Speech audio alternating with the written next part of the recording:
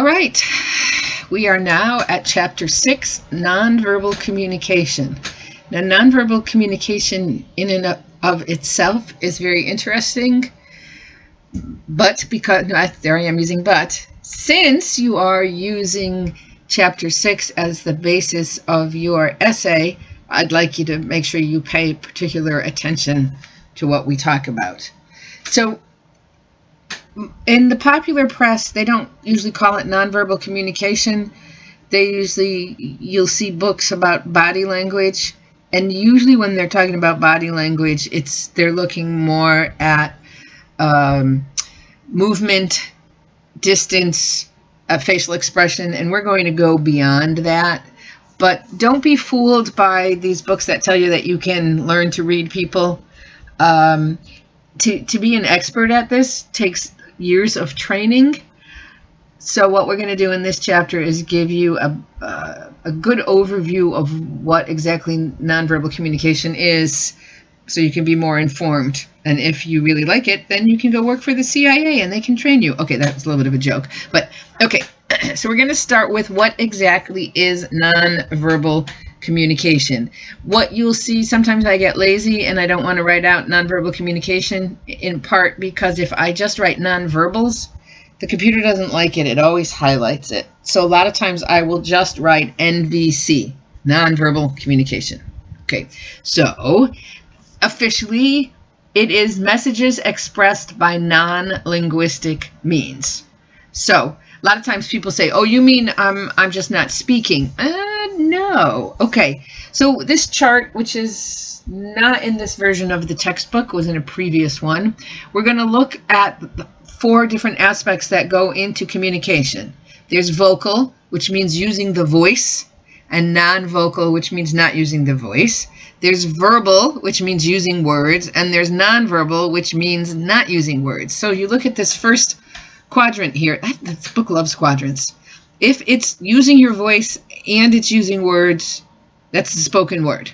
All right? If it's non-vocal but still verbal, that's the written word, and that is also sign language. A lot of times people think that sign language must be nonverbal, but there's huge, every culture has its own version of sign language. In the United States, we have ASL, American Sign Language, and there's Canadian Sign Language, and I'm sure Taiwanese Sign Language, and, you name it, there's sign language, but it is an actual language with structure. Okay.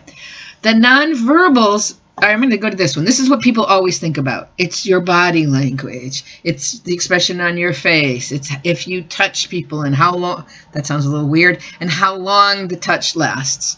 People forget this one. There are things that you do with your voice where you do not use words, and this is still considered nonverbal communication. Somebody laughs. What does that mean? Your tone of voice. Are you being serious? Are you sarcastic? What about if you sigh? The pitch of your voice. If you ever hear people, especially women, talking to a baby, oh, what a little coochie coo. Their pitch is higher. They tend not to talk to adults that way. Okay, so here's some interest. Nonverbal communication definitely shapes perception. I'm tired. My daughter's cat woke me up. Well, I woke up at 3. My daughter's cat decided it was time for me to get up and feed him, and since I didn't want to, he bit me. So I'm not having a great day.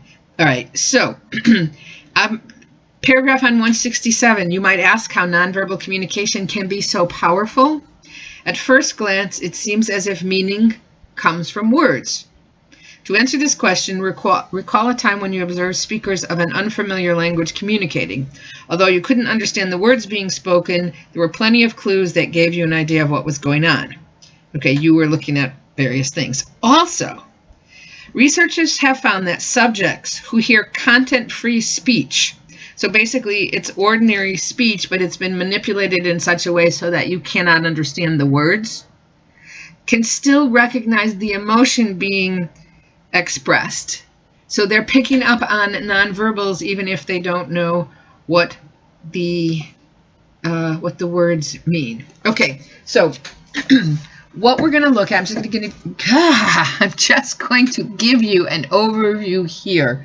What we're going to look at, now that we've done the definition of nonverbal communication, we're going to look at the characteristics of nonverbal communication. I'm going to go through 7 of them.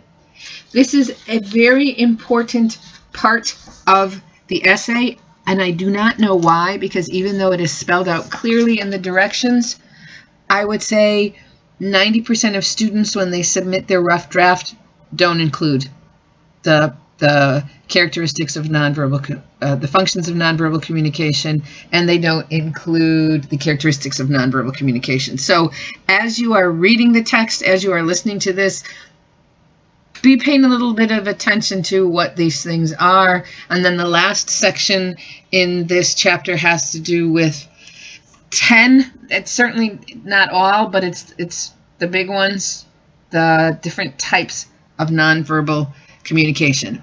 So what I want to make sure that you do for this chapter, I know I said it for last chapter, and I'm going to put it in the announcement also. Please send me questions that you have.